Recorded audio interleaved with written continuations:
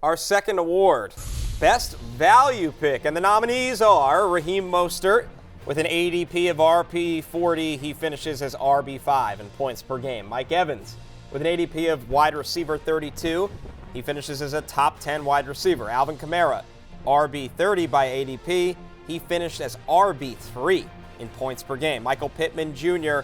with an ADP of wide receiver 31 finishes as a top 15 wide receiver in points per game. And finally, Sam Laporta, not even taken as a top 20 tight end, and he finishes as tight end 3 in points per game.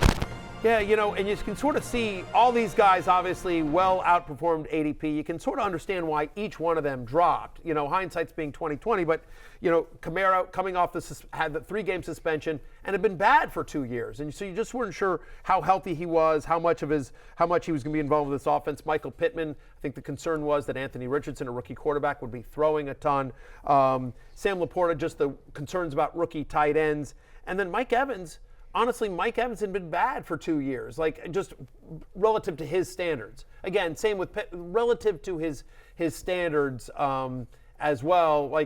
So much of Mike Evans' fantasy production came in that week 18, whatever, the last week of the season last year for Evans. And I think people felt like Baker Mayfield, Kyle Trask.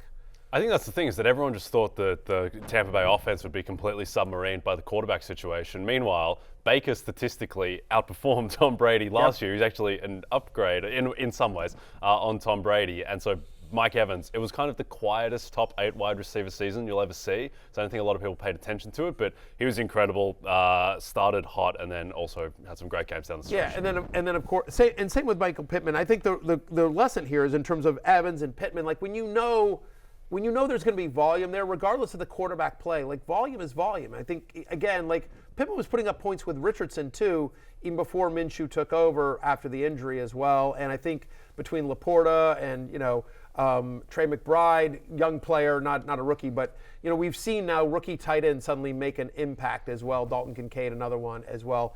Mostert, of course, it was a 3-headed monster. People just didn't want to piece the Miami backfield. I think Mostert is a good reminder as well that you just want to buy shares of what you're very confident is going to be an elite offense. Everyone knew that offense would be a monster. We just didn't know who was going to get the volume in it, but Mostert did, and as a result, he's a top 5 running back. Let's take a look at the fan vote for Best Value Pick before we get to the official winner.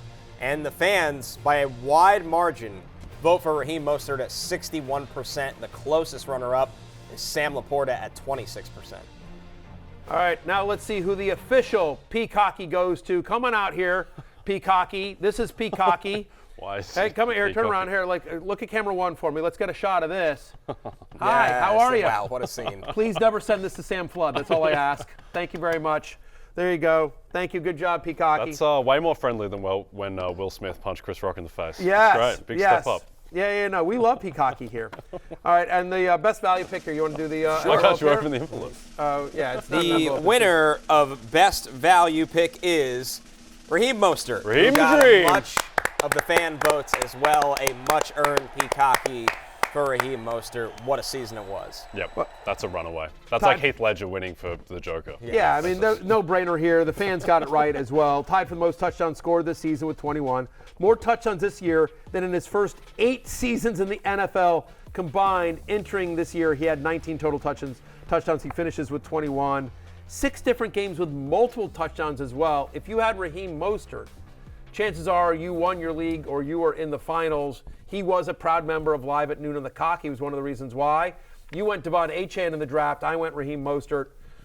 I ended up winning the title and get to wear this ridiculous outfit. I went Pat Frymouth. Yes. Yep. It's a different way to go. Yes. No, Mostert was magnificent, friend of the show as well. Great to see him have success and I know he got hurt at the end, but also just to stay healthy. This guy's north of 5 yards per carry whenever he's healthy and on the field. Great. He's a monster.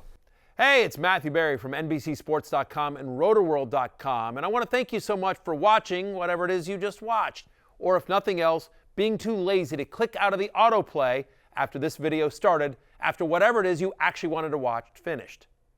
But now that you're here, I'd like to take a moment here to ask you respectfully now, okay? I'm asking you respectfully to subscribe to the NFL on NBC YouTube channel. You'll get the latest RotoWorld fantasy news headlines, all sorts of great shows, including my own Fantasy Football Happy Hour. So go subscribe now. Again, I'm asking respectfully.